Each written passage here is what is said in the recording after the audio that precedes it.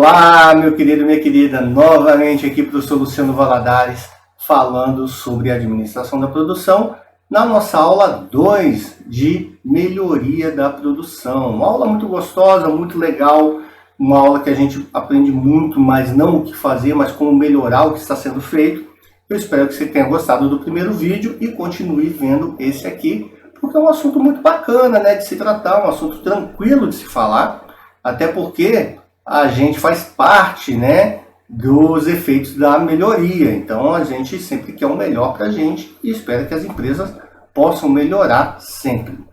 E eu vou começar o assunto de hoje falando sobre as prioridades de melhoramento, né? Então a gente tem algumas, como a gente define, como a gente escolhe, quais são as prioridades na hora de melhorar. Então, duas importantes influências na maneira com que a produção decide qual o objetivo de desempenho requer atenção particular. São as necessidades e preferência dos consumidores, o que os consumidores estão querendo, e o desempenho e atividades dos concorrentes. O que os concorrentes estão fazendo para atingir aquele desempenho que os meus clientes estão querendo. Então eu tenho que estar ali sempre, é aquela história mesmo, tá? Um olho no peixe, outro no gato, né? Não tem jeito, você tem que estar o tempo todo ali, não deixando seus concorrentes chegarem perto de você, ou se chegarem, você está sempre melhorando para ficar mais distante para os seus concorrentes para os seus clientes continuarem com você. Então, isso traz algumas zonas de prioridades.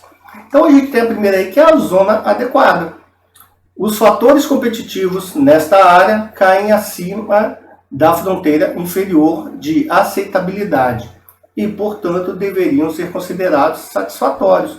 Então, quando eu olho ali e falo assim, não, tá adequado, tá tudo bacana, né, tá satisfatório, tô me mantendo, tô vendo o concorrente lá longe e tô vendo o cliente aqui pertinho, tá tudo ok. Mas temos a zona de melhoramento. Ao cair abaixo da fronteira inferior da zona de aceitabilidade, ou seja, o cliente está aqui e eu estou entregando aqui. Qualquer fator nessa zona vai ser candidato a melhoramento. Então, deixei algum desempenho ali cair, o cliente, a qualidade caiu, opa, peraí, eu tenho que voltar lá para onde o meu cliente aceita, porque o meu concorrente chegou perto e ele está vindo querendo entregar isso para o cliente e, consequentemente, roubar o meu, né? E temos a zona de ação urgente também. Esses fatores são importantes para os clientes, mas o desempenho é inferior dos concorrentes. Ou seja, eu estou entregando para os clientes, tá bom?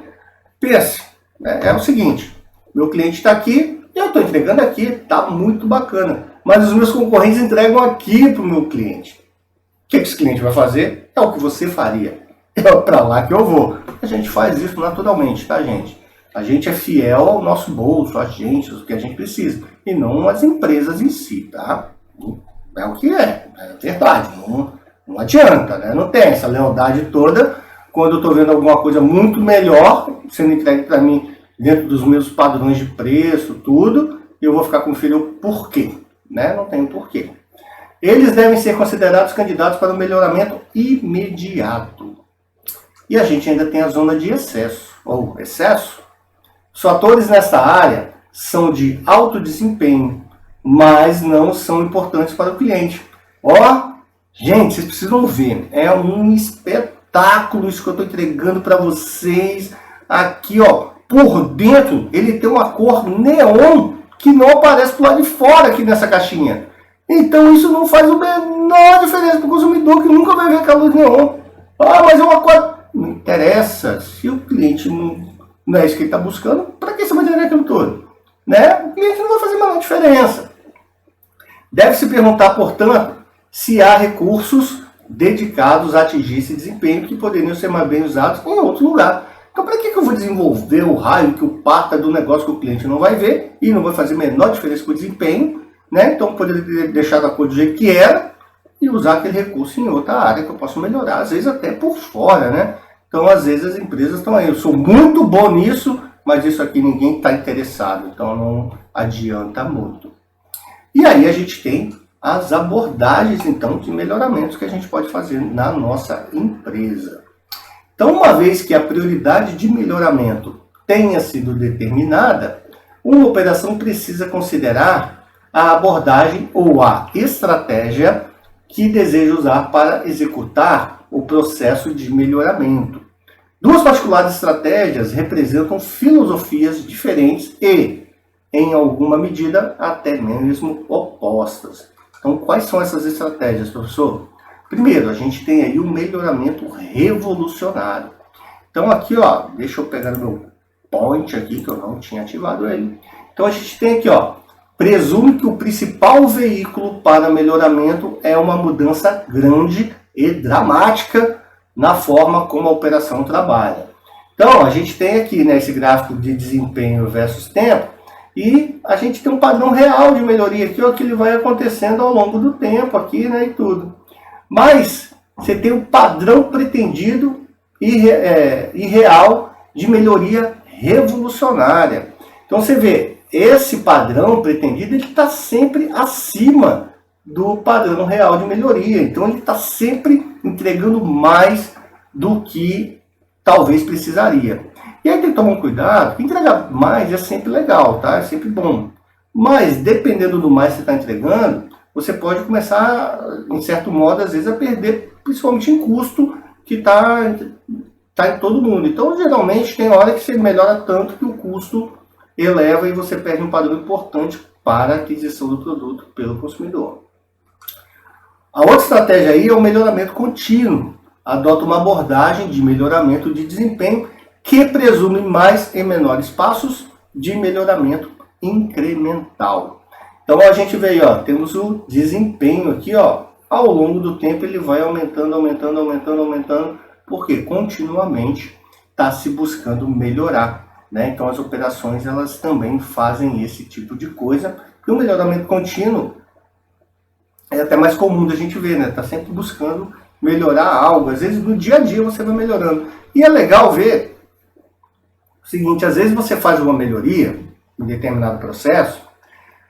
Quando essa melhoria entra em operação, várias outras melhorias por causa do que você fez aparecem, né? Ficam mais afloradas, ficam mais visíveis. E aí, às vezes, tem processo que ele melhora toda semana, todo mês, todo ano e por aí vai, né? Todo dia talvez não dá nem tempo de você medir, mas o processo costuma dar uma melhorada sempre. Quando você faz alguma coisa, ele desencadeia outras.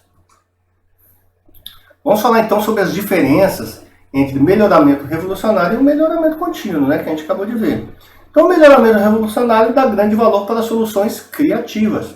O melhoramento contínuo, por outro lado, é menos ambicioso, pelo menos a curto prazo, né? Ele não está preocupado em melhorar muito de um dia para o outro, mas ele talvez está preocupado em até o final do ano melhorar muito. Então, ele vai continuamente melhorando. E aí, eu trouxe aí, adaptado de Slack, algumas características de melhoramento contínuo e revolucionário. Então a gente tem aqui, ó, quando o efeito a gente tem aqui, né, as características de melhoramento contínuo e revolucionário, tem o melhoramento revolucionário e melhoramento contínuo. Quando em relação ao efeito, o revolucionário é curto prazo, mas é dramático. Já o contínuo é longo prazo, mas não dramático, ele é mais suave, né, ele vai acontecendo sempre. O melhoramento, o revolucionário, ele tem passos grandes. O contínuo é aquele passinho de formiga, mas sempre caminhando. A armação de tempo, o revolucionário intermitente e não incremental. Então ele acontece e vai. Aí depois ele acontece e dá outro salto. Lembra a escadinha, né? Que ele estava lá. Já o contínuo, como o nome já diz, ele é contínuo e incremental. O tempo todo ele vai incrementando novas soluções ao longo do caminho. Com relação à mudança, o revolucionário é abrupta e volátil, né? Então, aquela história, você saiu no final de semana de folga, quando você volta na segunda-feira mudou tudo. Então, isso é revolucionário.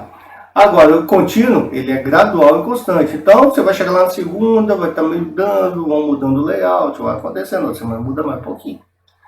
O envolvimento no revolucionário seleciona alguns campeões. Já o contínuo, todo mundo é envolvido, né? Então, às vezes, o contínuo, ele é mais, como é que a gente pode dizer, mais homogêneo, né? Ele traz a equipe junto. Com relação à abordagem, o revolucionário, ele prega o individualismo, ideias e esforços individuais. De repente, chegou aquela, bum, e coloca lá, não perguntou para ninguém, ó, melhorou. Já o contínuo, ele é coletivo, esforço de grupo e abordagem de sistema. Então, sistematicamente, você vai melhorando e os grupos todos podem, todas as pessoas estarem lá ajudando nesse melhoramento. Temos mais estímulos no revolucionário, inovações tecnológicas, novas invenções, novas teorias. Melhoramento contínuo, know-how tradicional e estado da arte, ou seja, você sempre está melhorando porque você tem aquele know-how de melhorar, né? Você está naquele estado que a melhoria se tornou uma parte do processo. Com relação aos riscos, o revolucionário é concentrado, todos os ovos em uma cesta. Chegou lá na segunda, mudou tudo. Pá! E nada funcionou, nada encaixou, bum! Uma semana perdida. Já no contínuo, requer pequeno investimento, mais grande esforço para mantê-lo. Então você investe um pouquinho, investe mais e vai mantendo aquilo lá. Por que esforço para mantê-lo? Porque nem sempre é tão visível assim, tem muita gente que puxa para trás, tá? Aí, viu? Gastamos dinheiro e não ajudou nada, mas não entende aquele 0,1% que melhorou. 0,1% na produção é 0,1% ganho, tá, gente? Orientação dos esforços nos revolucionários é a tecnologia, no contínuo são as pessoas.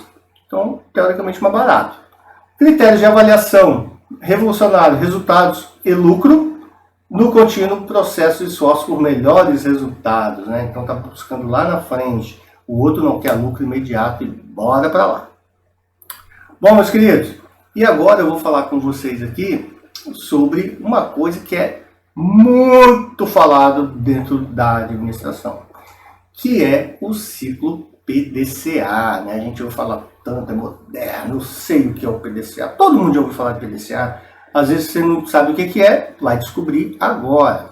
Então, o conceito de melhoramento contínuo implica literalmente processo sem fim, questionando repetitivamente e requestionando os trabalhos detalhados de uma operação. A natureza repetida e cíclica do melhoramento contínuo é melhor resumida pelo que é chamado ciclo PDCA. Como é que eu posso dizer? Cometi a pequena falha de não trazer aqui para você bonitinho como se apresenta, né? Tem um ciclozinho assim, ó, ele gira, tá? Então você tem o PDCA, volta para o PDCA. Foi uma falha desse que vos fala aqui, mas não quer dizer que você vai aprender menos por causa disso. Vamos lá. Então vamos falar sobre esses estágios aí do PDCA. Então a gente tem o primeiro aí, que é o estágio P de planejar. Envolve o exame do atual método ou da área problema estudada. Isso envolve aceitar, coletar e analisar dados de modo a formular um plano de ação que, se pretende, melhore o desempenho. Então, antes de tudo, né, gente, vamos planejar, né? A gente costuma já ir para o fazer em vez de planejar. Então, a gente vai planejar o que a gente vai fazer. Peguei, tenho o diagnóstico, olhei o que é bonitinho. Lembrando que ciclo PDCA você estuda ele mais a fundo lá na disciplina de qualidade, tá? Mas aqui em produção é importante que a gente conheça aí a terminologia, pelo menos, e os conceitos. Então, planejar antes de executar. Mas como é que eu planejo? Eu olho o que foi feito, como está sendo feito, aquele diagnóstico, dá para melhorar? Vamos planejar para melhorar. E aí eu chego no estágio D, do verbo do inglês, ou brasileiro aí, bem aportuguesado, fazer, né? Esse é o estágio de implementação durante o qual o plano é tentado na operação. Esse estágio pode envolver um mini ciclo do PDCA, ó, para resolver os problemas de implementação. Então, planejei. Vou lá, agora pôr esse planejamento prático, é fazer. E ali dentro, às vezes, eu tenho que replanejar alguma coisa ali, né, mudar o fazer o ciclo PDCA ali dentro mesmo, para que tudo possa ser acertado até passar para o próximo estágio, ou seja, checar o que foi feito. A solução nova implementada é avaliada para ver se resultou no melhoramento de desempenho esperado. Então, planejei, coloquei em prática, agora deixa eu dar uma checada aqui, deixa eu ver como é que isso se tá bacana aqui dentro, né, do que a gente fez. E aí a gente chega no estágio A, de agir. Então, durante esse estágio, né, em inglês estaria aí, action, né?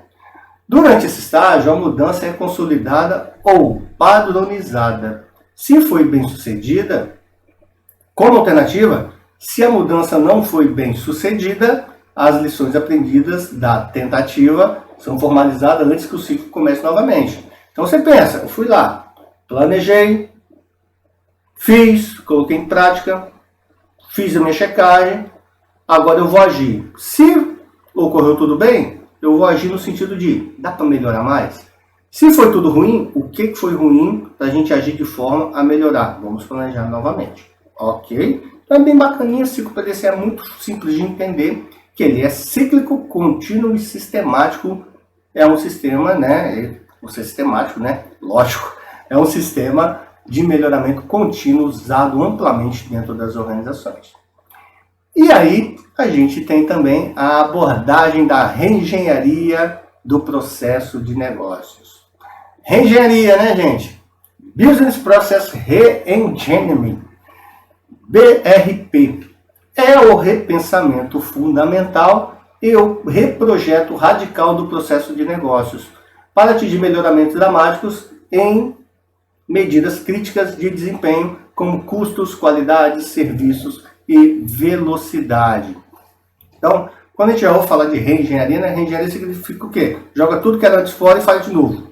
Isso é uma reengenharia aí que acontece aí em várias empresas. Então a gente tem o princípio do BRP, ou da reengenharia do processo de negócio. Repensar os processos de negócio de maneira a cruzar barreiras entre funções, organizar o trabalho em torno do fluxo natural de informações, ou de materiais ou de consumidores. Isso significa organizar-se em torno das saídas de um processo em vez das tarefas que concorrem com elas, né? Então você não está olhando mais tanto as tarefas, está olhando só o que está saindo lá na frente. Lutar por melhoramentos de desempenho dramáticos. Então é aquele radical, por meio de repensar radicalmente e reprojetar o processo. Joga o processo fora e vamos fazer outro. Aquele que você saiu na sexta-feira, quando eu estou na segunda, onde está a minha mesa? Se é que tem mesa ainda, cadê tudo? Né? Mudou tudo. Fazer com que aqueles que usam as saídas de um processo desempenhem o processo. Checar para ver se todos os consumidores internos podem ser seus próprios fornecedores, em vez de depender de outra função no negócio para lhes fornecer. Né? Então aí é uma verticalização, que torna mais longas e separadas as etapas do processo. Então causar uma verticalização dentro do próprio processo. Tá? Colocar pontos de decisão onde o trabalho é desenvolvido. Não separar aqueles que fazem o trabalho daqueles que controlam e gerenciam o trabalho. O controle e a ação são somente mais um tipo de relação consumidor-fornecedor que pode ser fundida dentro do processo de negócios. Bom, coleguinhas, fica aqui então a nossa segunda aula sobre melhoria na produção. Espero que você esteja gostando. É muito bacana essa disciplina. Temos ainda a parte 3, não deixe de acompanhar, porque é um tipo da coisa que você leva para a vida toda, é melhoria da produção, e às vezes você pode trazer essa melhoria para a sua própria vida. Tchau, tchau, fica aqui o meu abraço, até o próximo vídeo.